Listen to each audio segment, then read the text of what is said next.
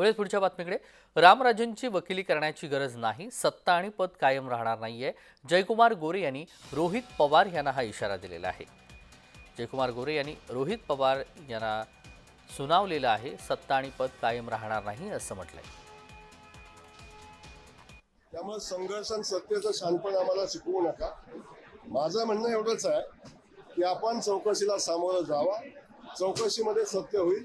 आणि माझं एवढंच सांगणं आहे की जे जे कॉल रेकॉर्ड, जे जे पुरावे समोर आलेले आहेत त्याच्यामध्ये आवाज माझा नाही एवढं सांग. त्यामुळं माझं एवढंच सांगणं रोहितजीला आहे, लवकरच आणखीन काय घडामोडी घडतील. आज उन्हात आहे ते उद्या मांडवाखाली येतील.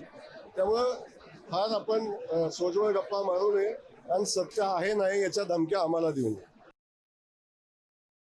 जे जे तपासात समोर आले त्याची चौकशी या निमित्तानं होते आणि ज्याची चौकशी होते त्यांनी स्पष्टीकरण द्यावं ना. माझा आवाज नाही, माझा फोन झाला नाही, मी प्लॅन मध्ये नव्हतो, मी काय केलं नाही, हे रामराजांनी बोलणं अपेक्षित आहे.